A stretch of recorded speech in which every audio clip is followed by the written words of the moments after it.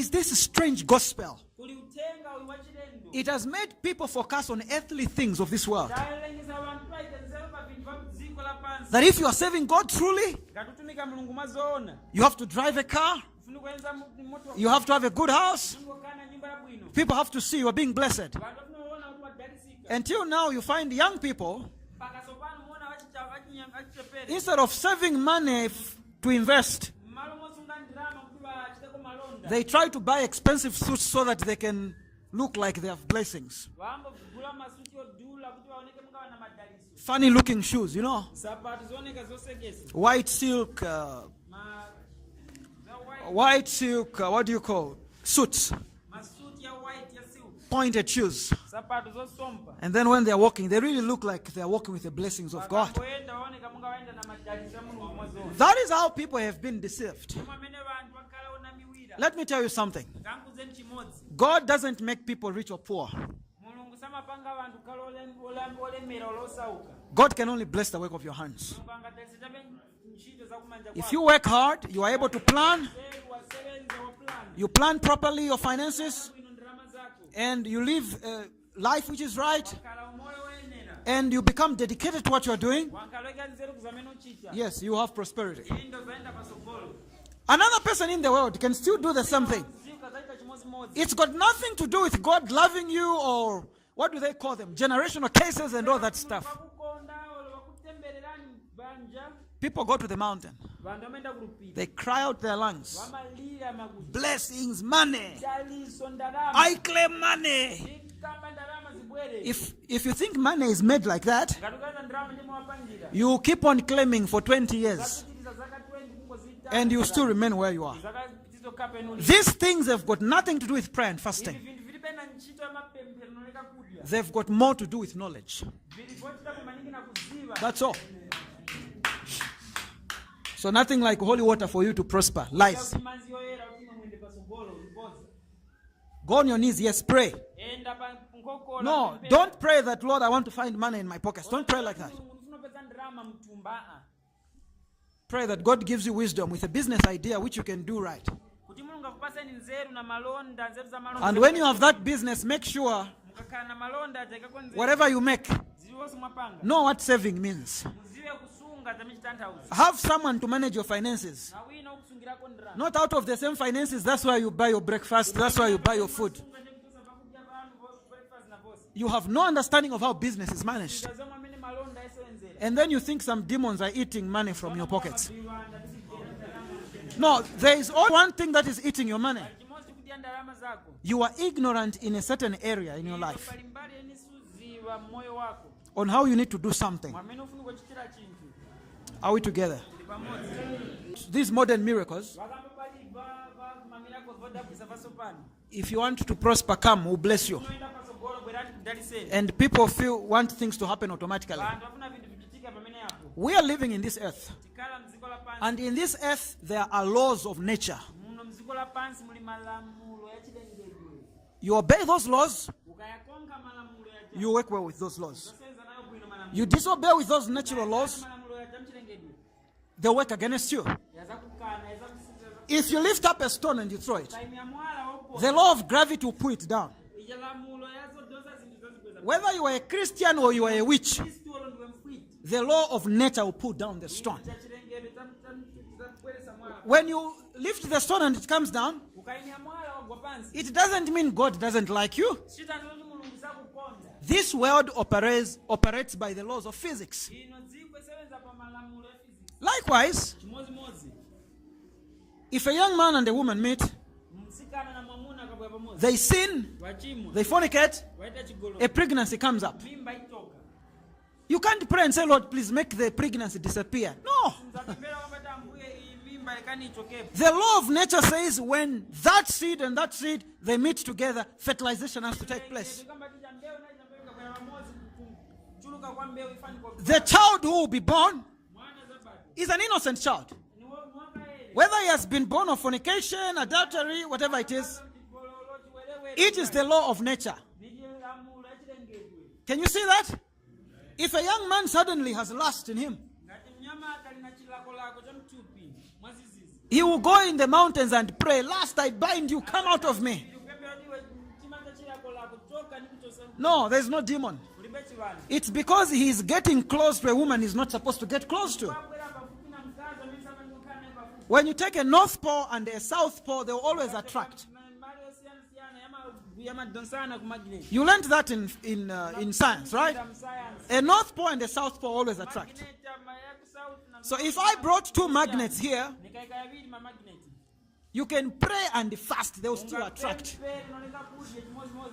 The only way to break the attraction is to keep a distance away. That's all.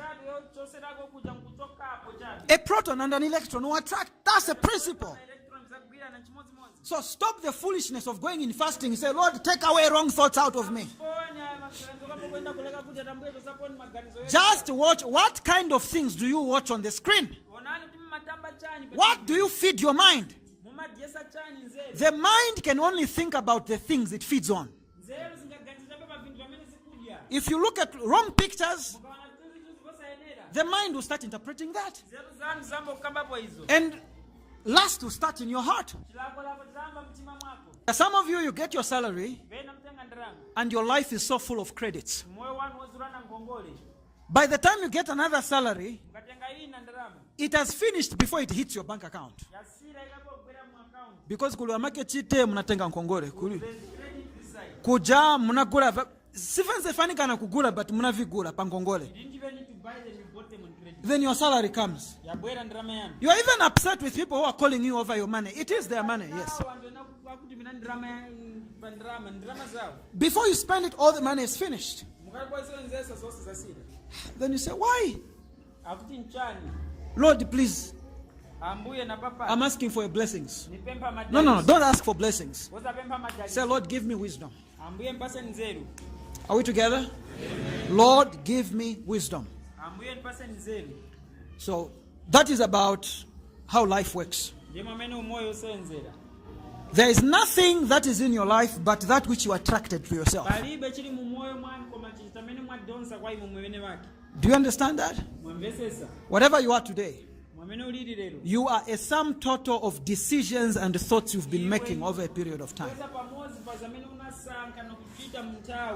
If you are not careful in life, one day you will grow old and you start blaming people for the problems you're going through. Ines Wanikonda. Me, they don't love me. Ine this and that. Me, this. In this life, it's a race. Every person is running. Don't wait for some people to show you mercy. Apostle Paul in Thessalonians said something. If you don't work, don't eat. Are we together? Make right decisions now, today. I'm speaking to the young people. The things you are doing now, they will determine what kind of a person you'll be in old age tomorrow. If you spend your time wisely now, the time you grow up to be a father, you'll be the one giving loans to your children. You've seen parents like that, huh? They're the ones who give loans to children. So you use it wisely, invest it. By the time they die, they leave properties to their children. Children can live off the house on rent. He did his homework. Do you understand that? That is scriptural. It's in the scripture. The Bible says a wise man leaves an inheritance to his children and his children's children, even grandchildren.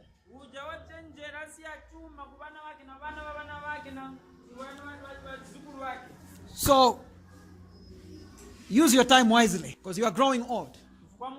You will not be like this tomorrow. So don't spend your time lazy. If you have a work or piecework, whatever money you make, don't blow it up in ShopRite and Salaula. Whatever money you make, have a savings account where you save some money. When it grows up to a certain point, invest it. You can't get the full amount of money and blow it up. You give to some people in ShopRite, you give to some people in a certain place. How can you get hard-earned income and just give it in other people's hands?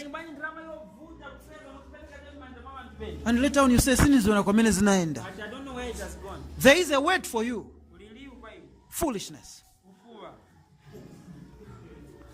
Because there are so many problems we have, we made them ourselves. But later on we blame so many people around. My mother didn't do this to me, and this and that. It's time you wake up and realize life is a race. You have to work it out properly and nicely. And wherever you are, old, young, whichever, you can start correcting your life today. People who always have a reason why they can't do something. No, me, the money I get is little. If you are going to live a life of excuses, you will never make any progress or improvement in life. If you always feel I can't do that because him he has that, that's why he's able to do that. Remember, the thing that differentiates you from another person is not money. It's not the kind of family you are in. It's how you manage time. How you manage time. That is why there are certain people who started from a very low point, but they took very interesting steps and they're quite far ahead. Far ahead than some people who had an advantage. Not because they pray more, no. When I was in Singapore, a lot of people in Singapore, they die when they are 80 years old. 80 years old. Most of them. Here in Zambia, what's the life expectancy in Zambia? Huh? About 40 and 50, yeah? About 40 years, 47, somewhere there. Now, let me ask this. Is it because Singaporeans, they pray more than us? Oh no, it's a secular country there. There are very few Christians. Japan. Their life expectancy is about 85. It's the highest in the world. And those guys, 3/4, they're not Christians. Africa. We are very prayerful. Do you know that? When the kwacha goes down, we even go on fasting as a country. Did you know that? Do you think in Singapore they prayed and fasted for their currency to improve? They don't even want prayers to be done in public places because it's a secular country.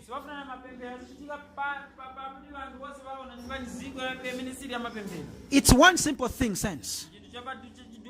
This world operates by laws. Whether you are a witch or you are a saint, if you disobey those laws, they won't work nicely for you. If a witch plants maize, it will grow. Who gives the rains? It's God. If a witch saves money, he will succeed. That is right, isn't it? If a believer doesn't save money, he will be broke. If a believer doesn't work hard, he will be broke. It's nothing to do with let me go in fasting. If every time we are broke, the solution is to call God to intervene in our pockets, it means his work of giving us our brains is a very big waste. It means he wasted time giving us our brains and our minds. God will help us if we utilize the resources he has already given us. Time, money, and all those things. Sorry for that deviation, but I just felt of mentioning those things. In life, it is important to have a conviction. Don't just do things which everyone else is doing. You need to know, what do I believe in? Where is my life heading to? How old am I? How many years am I remaining with? According to the scriptures, our lifetime is about 80 or 70 years old. If God gives you the grace to reach there, you need to calculate where I am. What am I believing in? Where is my life taking me? Because if you're not careful, you can be living an aimless life, which has no belief, which has no conviction. And then you would have wasted all the energy God gave you. Your life is like a battery. Do you know that when you buy a new battery, they've measured the energy which is in there. And they'll even tell you that this will work for 200 hours. When you put it in a wall clock there, the wall clock will start ticking. The energy they put in that battery, every tick on the clock is a portion of that energy taken away. No matter how you love that wall clock, when that measured energy comes to an end, that arm in the clock will stop moving. It was determined way before it was sold that this battery can only go for 2 hours. And every movement of the arm is a portion of the battery life going out. I want you to do something. Can you touch the left side of your chest? Are you able to hear the ticking of your battery? That's the battery God put inside you. It is ticking. Every time your heart beats, that's a portion of your life going out. The manufacturer already determined how many times it will beat. The good thing is this. I don't know that it's good or bad. Your battery was not made in China. Yeah. Your battery was not made in China. There are no earthly spare parts. The day it stops ticking, we'll say, Batisia. Batisia. The question is, what have you left behind? Others leave problems. Children without a future. Children without an inheritance. And these children have to start life on a struggle point, on their own. In Western countries, when a parent dies, children inherit the wealth left by their parents. Those children will improve that wealth up to a certain point. When they grow up, they leave it to their children. Their children start their life at a certain wealthy point. Why? It is in their society to know things like insurance, savings for your children. So children inherit the wealth of their parents. In Africa, when you die, children inherit problems.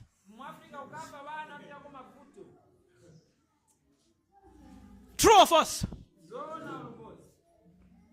When your parent dies, you find they've left one child who was in school, another one, and then the one who is oldest has to inherit those problems now. And then we appreciate that. We say, anasunga bana wanzake. Yeah, he's a good person. But things are not supposed to be like that. And for those of you who are younger, you need to correct problems which started from our past generations. If you have a child, can I see those with a child, children? Whether you are married or not, just raise up your hand. If I were to ask you here, how far is your account for your child? If you were to die today, what would be the future of your child? Zero. Let me tell you something. There is no other person who take care of your child like you.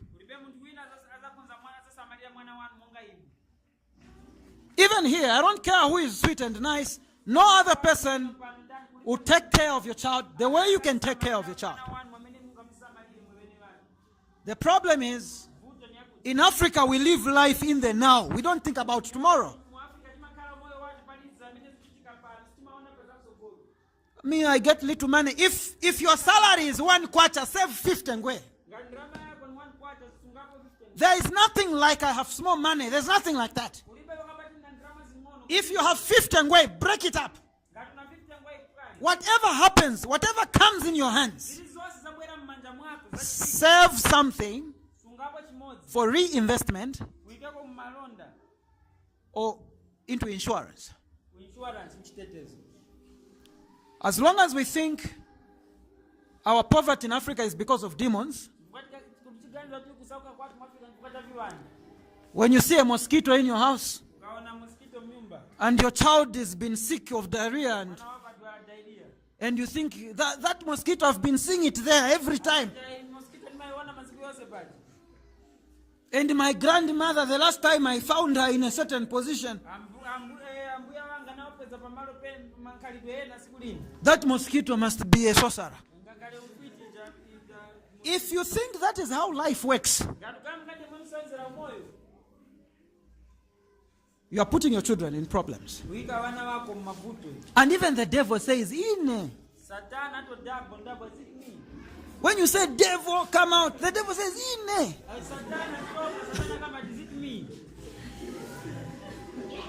Because your child could have diarrhea and all that, because you don't have hygiene in the house. There are many problems which occur, not because of demons, but because of the lack of knowledge.